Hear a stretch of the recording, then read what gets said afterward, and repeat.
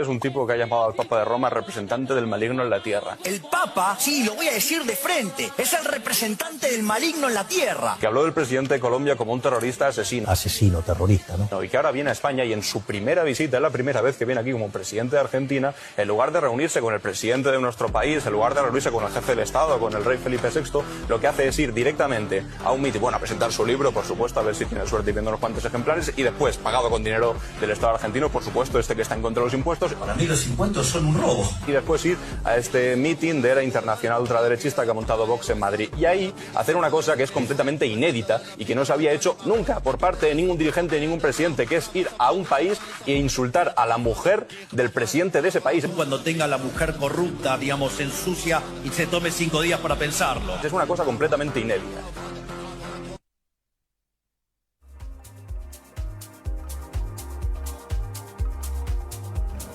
Bueno, un resumen de lo que han sido las expresiones de Javier Milei antes de ser presidente y ya siendo presidente de Argentina en torno a distintos representantes de varios países en el mundo, ¿no? Lo último ocurrió hace unos días nada más en un viaje que no era oficial, pero que se termina pagando con dinero público, lamentablemente, y sobre lo cual aparentemente el arco político se mantiene bastante callado.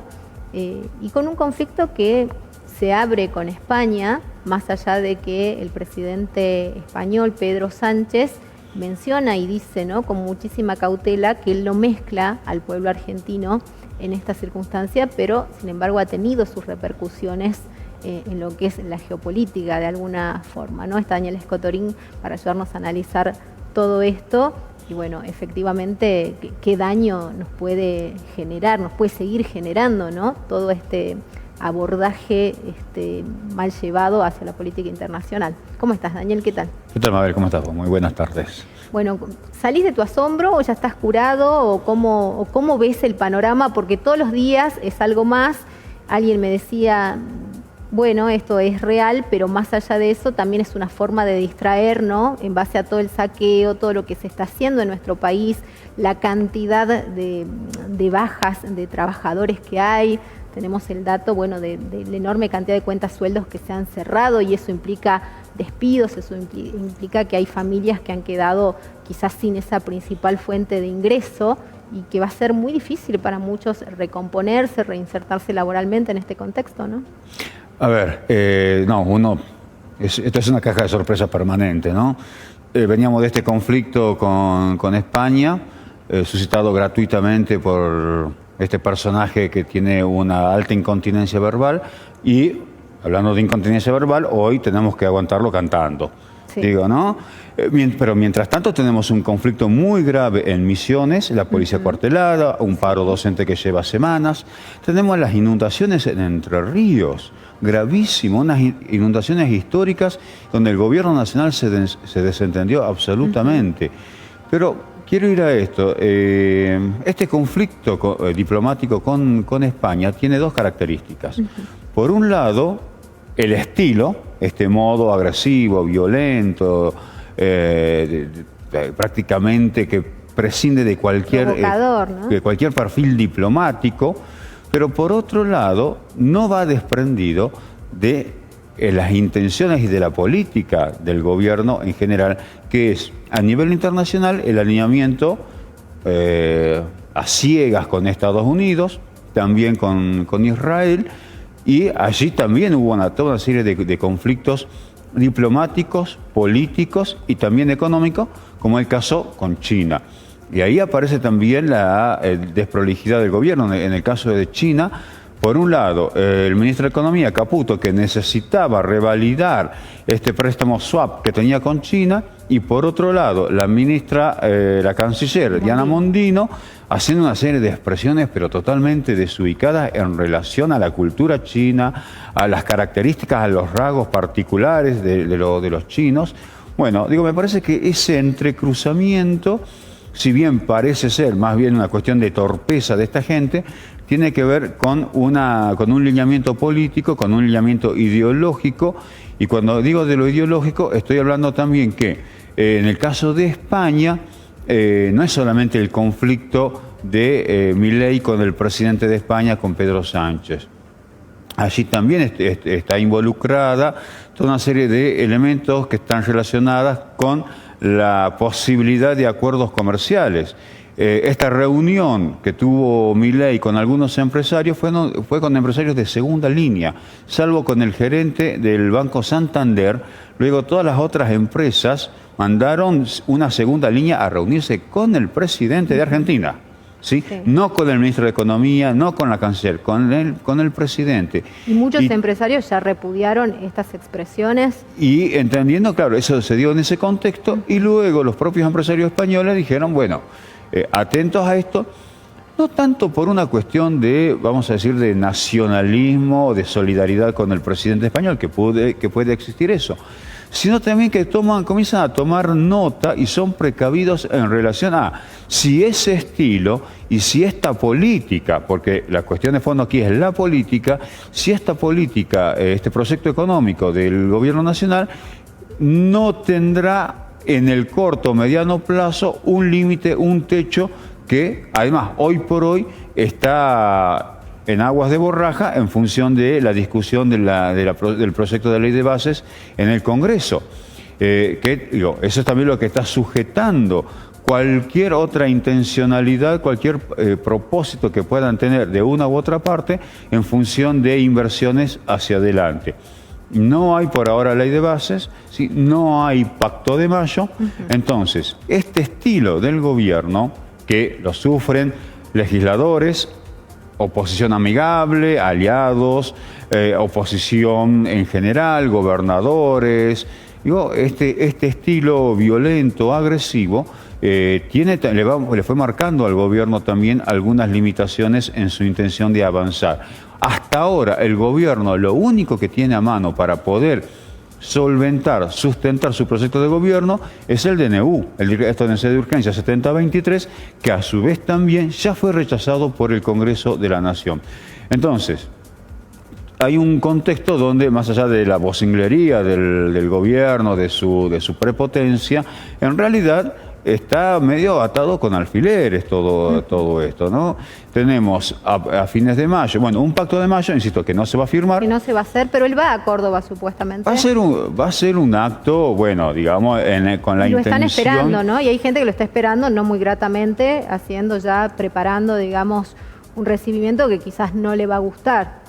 Pero no va a pasar de eso, digamos, de un acto político que no va a tener mayor trascendencia. En todo caso, lo que va a buscar el gobierno es generar cierto consenso, mantener una imagen pública, pero en términos de acuerdos políticos hacia adelante no va a tener ningún significado. Es más, posiblemente las ausencias hablen mucho, ¿no? De gobernadores, de legisladores. Creo que ahí es donde el gobierno va a tomar nota, la oposición va a tomar nota, porque este acto del 25 de mayo va a tener un efecto inmediato sobre la discusión en la Cámara de Senadores de la ley de bases, donde la oposición por ahora tiene los números como para rechazar esta ley. Y entonces ellos dicen, bueno, no va a ser el pacto de mayo, será el pacto de junio, el pacto de julio, pero, insisto, está todo todavía muy débil. El gobierno hace gala, ¿no?, de ese estilo, pero que hasta ahora no le ha dado resultado. Incluso la propia ley, el proyecto de ley en diputados ha sido muy cuestionada por los sectores más cercanos al gobierno, el caso del radicalismo, de la coalición cívica, un sector, bueno, del peronismo vinculado a Miguel Ángel Pichetto. Entonces llega a la Cámara de Senadores todavía mucho más debilitada y con la intención por parte de los senadores de Unión por la Patria de rechazarlo. Entonces, en ese esquema, todos estos traspiés que está teniendo en el plano internacional va a comenzar a repercutir no tanto en lo político institucional, sino en su intención de abrir el país, de decir, bueno, miren, acá está el país a expensas, dispuesto a que los capitales internacionales lleguen y hagan lo que quieran.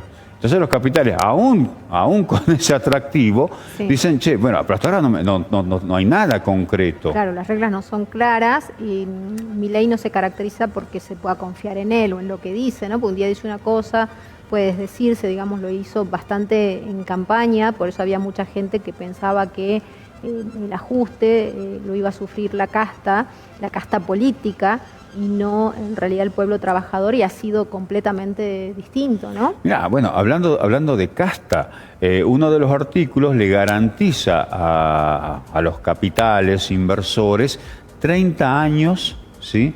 De no impuestos. Si eso no es generar una casta, claro. A ver, pensemos que los que están naciendo hoy, cuando tengan 30 años, o los que se incorporan hoy al mercado laboral, sí, se van a estar jubilando. En 30 años, cuando se estén jubilando, habrán aportado, habrán pagado impuestos, y mientras tanto esas empresas, ni un peso. Claro, ni un peso. Si eso no es generar una casta, bueno, que nos expliquen entonces de qué se trata todo esto.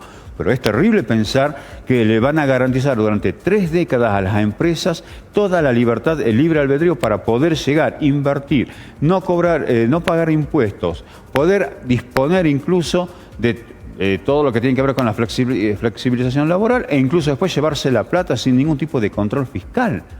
Bueno, esto es lo que le están garantizando o le quieren garantizar a los capitales a partir de esta ley. Un verdadero, uno diría un mamarracho, pero es en realidad un proyecto que está directamente regalando nuestra soberanía económica, nuestra soberanía de recursos naturales. Están destruyendo las bases de cualquier sentido de comunidad en nuestro país. Y en ese sentido, la ley bases y el DNU no son también herramientas para que estemos distraídos, focalizados en eso, en los conflictos que abren y que son muy mediáticos, como decíamos recién, bueno, lo de España, evidentemente que es muy agraviante, y además el presidente Pedro Sánchez, y como él mismo dice, la sociedad española representa valores totalmente contrapuestos a los que de alguna manera plantea Milei o a los que sostiene Milei, ¿no? ¿No es una forma también de distraernos y de permitir que todo esto se lleve adelante, como vos decís? Que se afiancen este tipo de políticas. Se rechaza la ley en el Congreso parcial o totalmente, el DNU sigue vigente. ¿Sí? Y en el DNU están contempladas las privatizaciones de prácticamente una treintena de organismos públicos nacionales. El DNU es la herramienta que sigue disponiendo el gobierno con o sin ley. Entonces, aún con la ley de bases aprobada, es importante que el DNU sea rechazado, porque si no va a contar con 2 herramientas muy potentes para poder llevar adelante toda esta política de despojo, de entrega, de desmembramiento, no solamente del Estado Nacional, sino, como dije recién, de nuestros recursos y de nuestro propio territorio. Esto es lo que está todavía vigente.